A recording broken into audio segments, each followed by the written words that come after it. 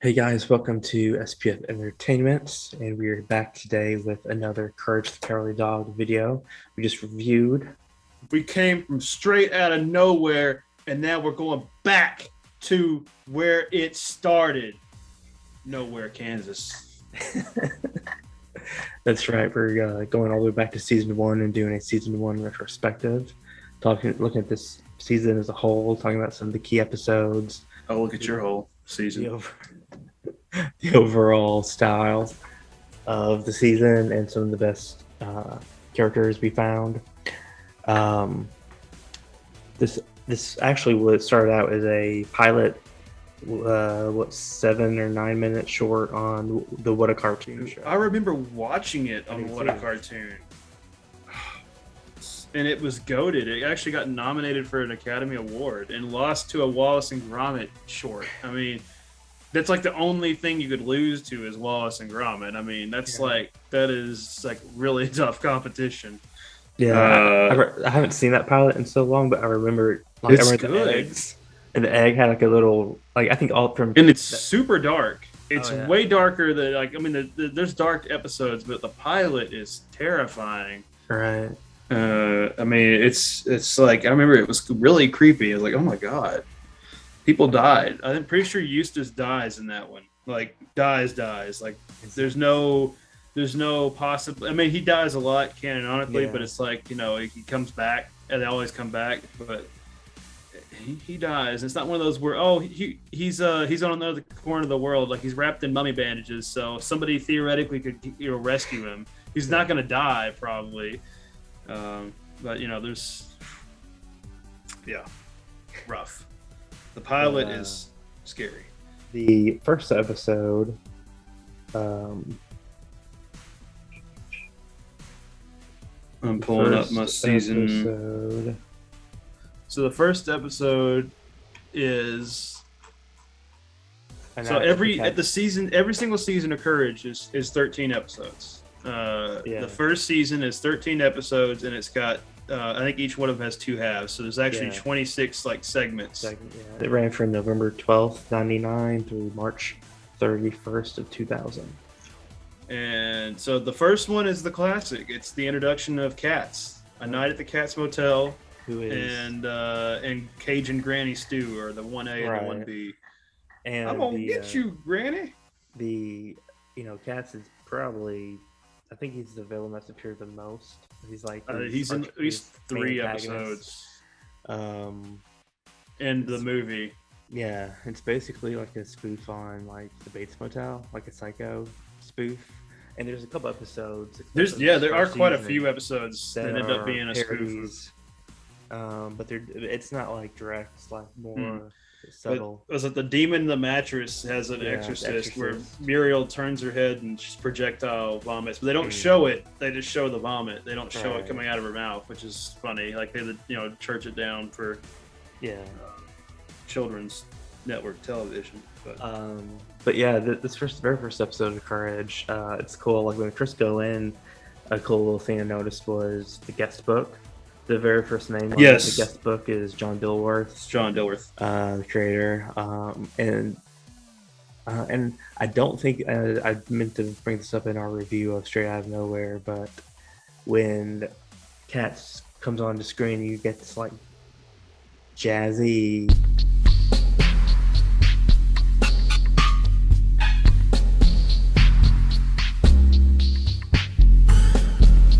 There was not the cat name. There was not the cat's name in the movie, and that was really upsetting. There wasn't It was something. It's a spoof of Friday the 13th too. Is the cat's name, and I never really got that until I just did it without the musical accompaniment. Right. It's literally Friday the 13th sped up. That's funny. Damn, that's deep. Fuck this show for being so good. But yeah, and so that was another thing. It was kind of like they played some type of music in Straight Out of Nowhere that was, I think, supposed to be like that, but it wasn't for some reason. I don't know if they did. It wasn't because I was listening for the KATZ theme when KATZ was finally revealed, and we didn't. There was something, but if it was the KATZ theme, it was really subtle and lowered. But I think it was something else. But the the ducky in the tub is a duck is the or the chicken. It's like It's the cooked the space chicken, yeah. space chicken from the pilot. And basically, it's funny. These first two segments, which make up this first episode, in A Night at the KATZ Motel, it's Eustace that's a heavy sleeper through everything. And Yes. the second segment, it's Cajun Granny Stew. Ariel, who is a heavy sleeper and sleeps through the back and forth of the Fox and Courage and stuff. But I think this is probably an episode that I've seen like a million times because it seems like it's always on.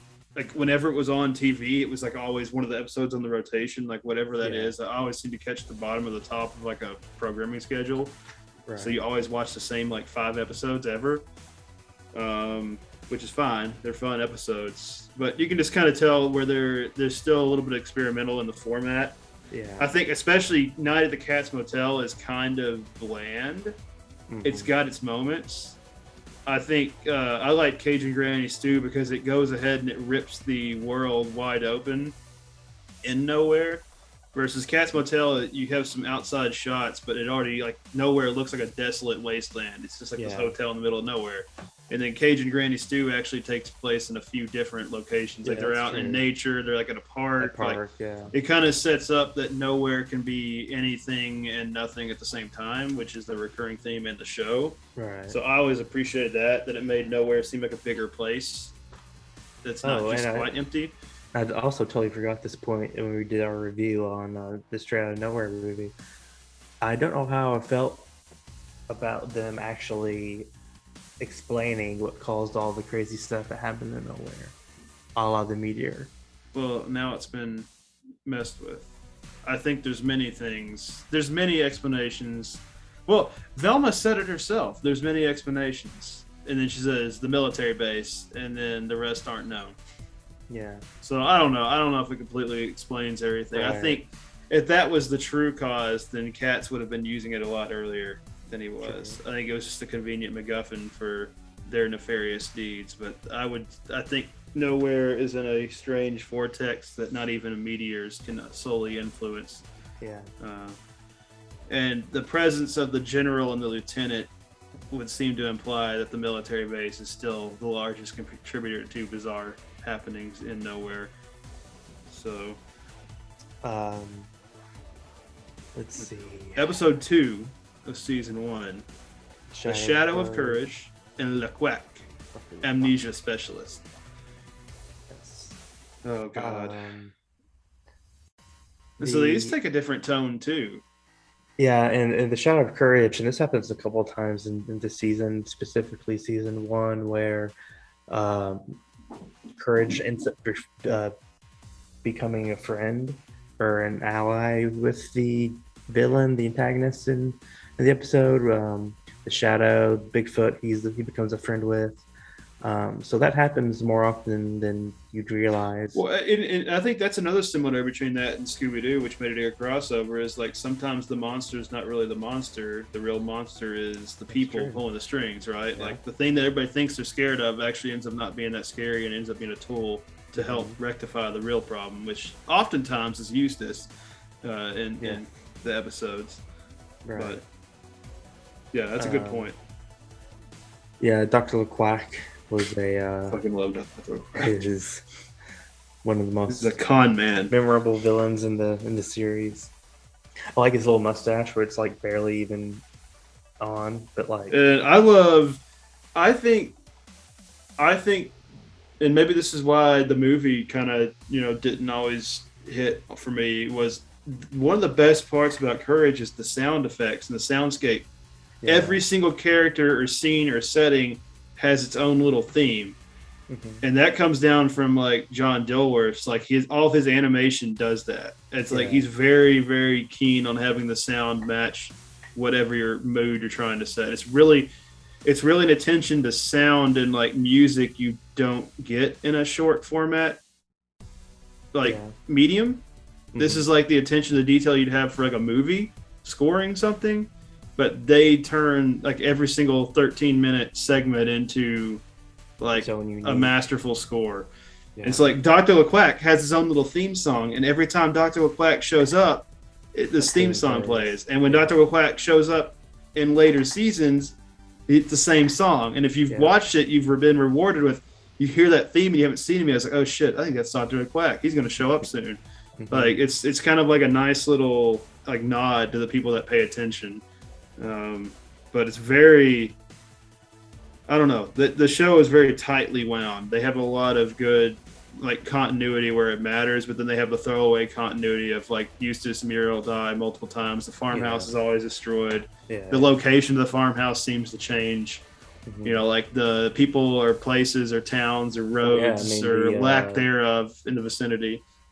Another season 1 episode, the snowman, they're just in the middle of like the tundra.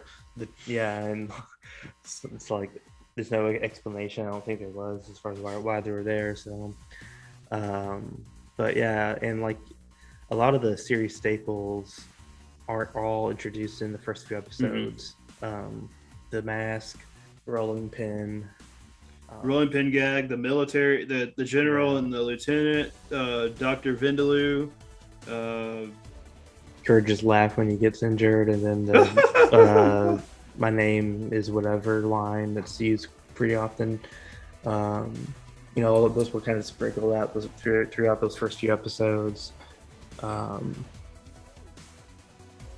I mean, yeah, season 1 is just you know, we have Freaky lays Fred. The framework. I mean, there's so many iconic scenes. It wasn't Freaky Fred's. All his dialogue was internal, wasn't it? It's like it was just like a monologue. I was naughty. And then he has like that creepy music that plays too.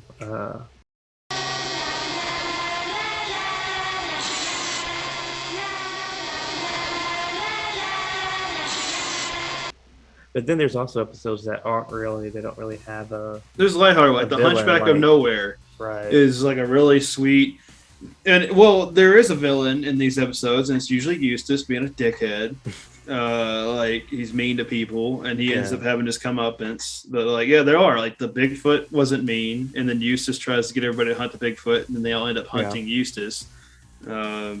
Like King Ramses' curse wasn't really an enemy. He just wanted his shit back got stolen from him, and nobody of reasonable sense would refuse his request. But of course, Eustace does, and he ends up paying for it. The Goose God wasn't really an enemy. He wanted to take Muriel, but then he just steals Eustace's truck instead, so Eustace loses. I like the Queen of the Black Puddle. That's one of my favorite episodes of the entire series. Yeah.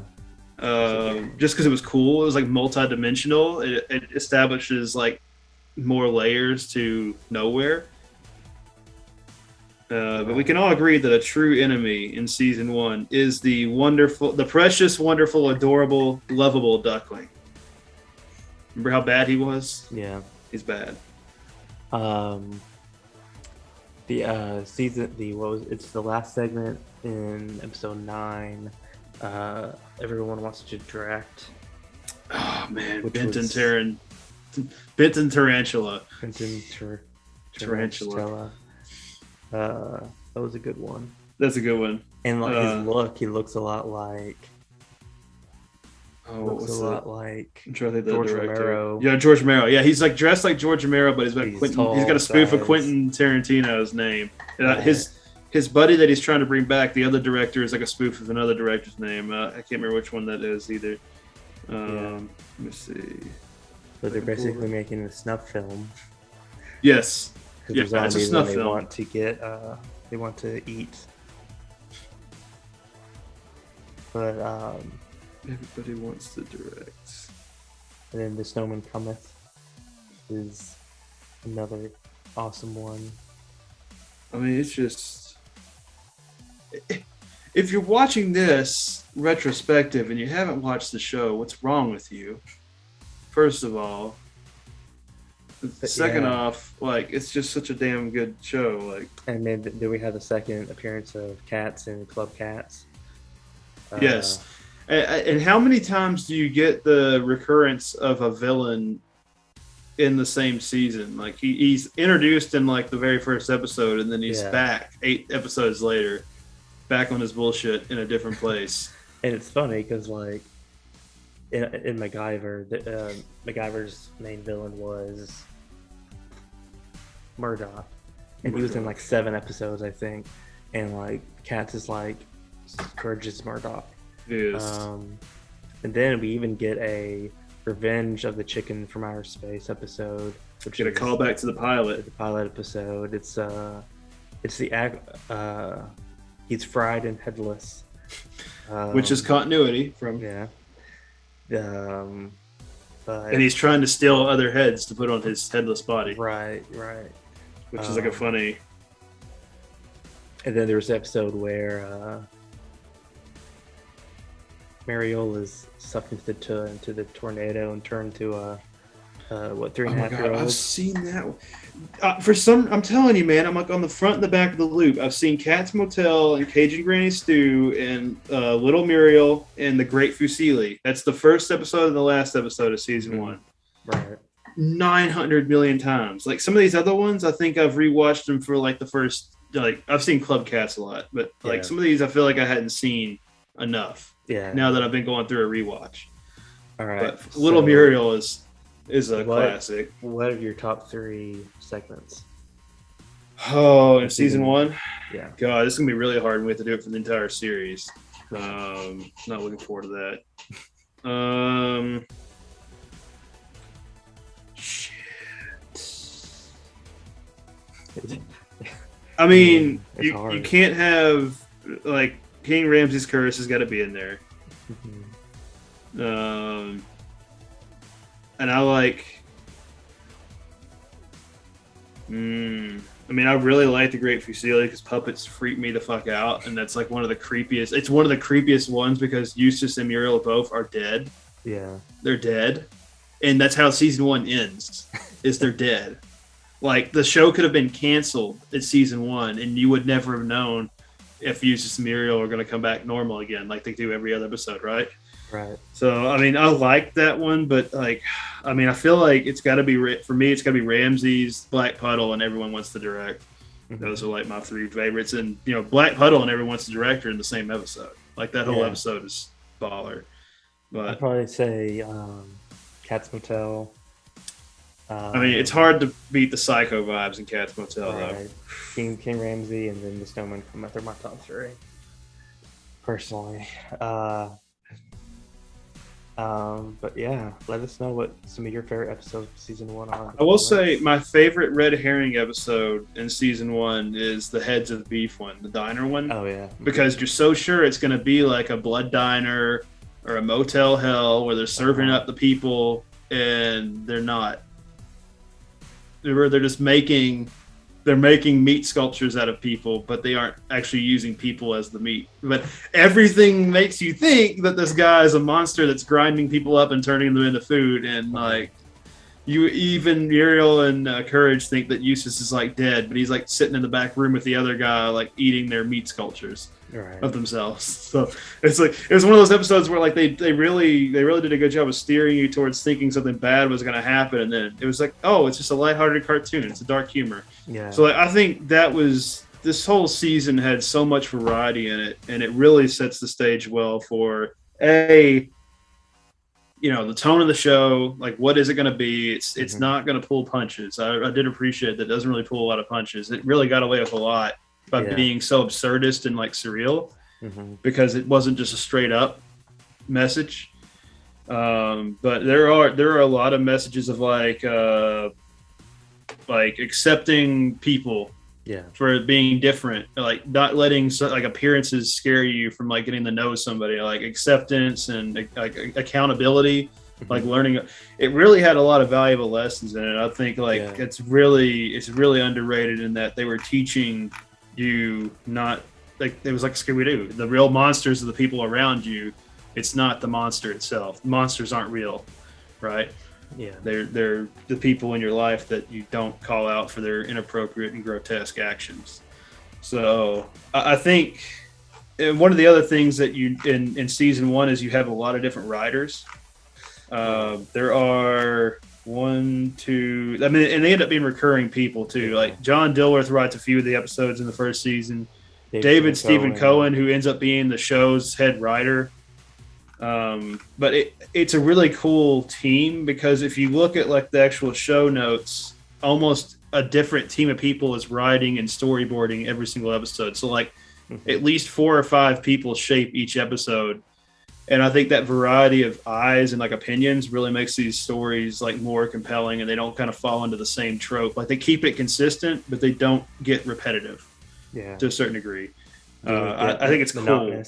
Yeah, because like one person is not doing everything, so they don't get in there. You know, you can predict what's going to happen next. Yeah, they're so vastly different, and sometimes they have some guests. Like they had some like pretty big names write a couple of guests. I'm trying to think. It's in later seasons, but they had somebody. Bill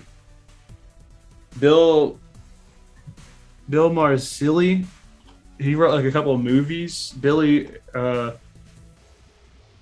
Ronson. There was a few people that wrote like some actual. They did other stuff, and they randomly made Courage the Cowardly Dog episode. Like it was like an art project. Mm-hmm. So like it attracted a lot of interesting names. But yeah, like season 1 really laid the groundwork, and you end up having Irvin S. Bauer wrote a lot of season 1 episodes. David Stephen Cohen wrote a bunch of them too. And then you see like season 2 is all David Stephen Cohen. Right.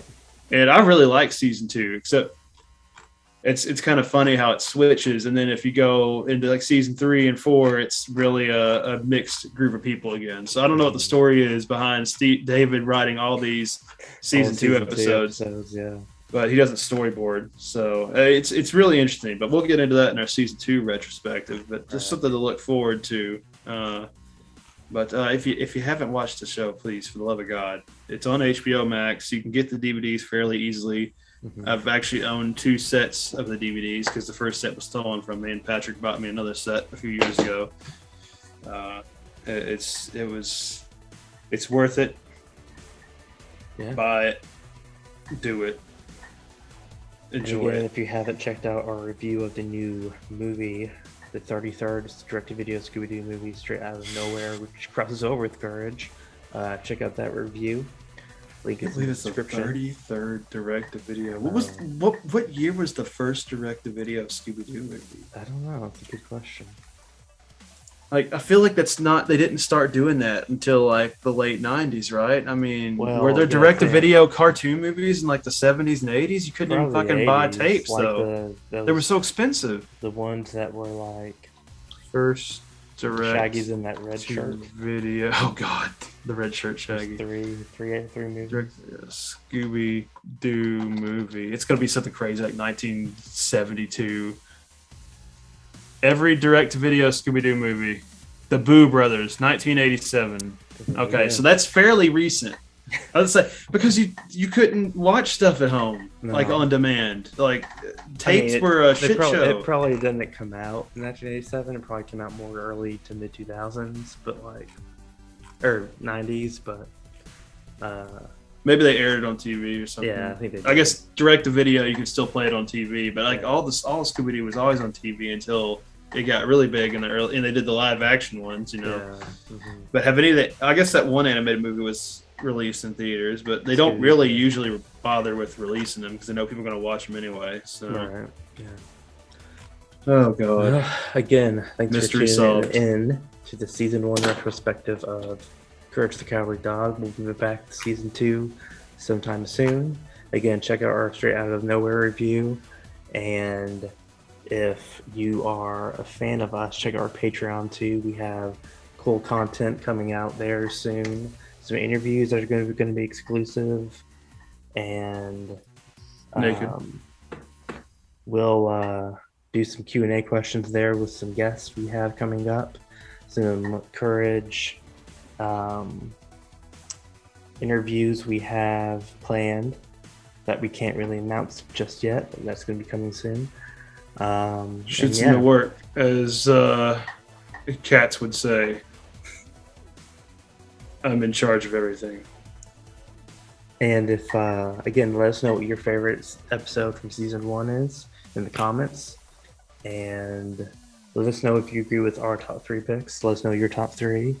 And I'm going to hopefully uh, watch more Courage soon so we can move on to season 2 and 3 and talk more Courage. So thanks for tuning in, and we'll catch you at the next one.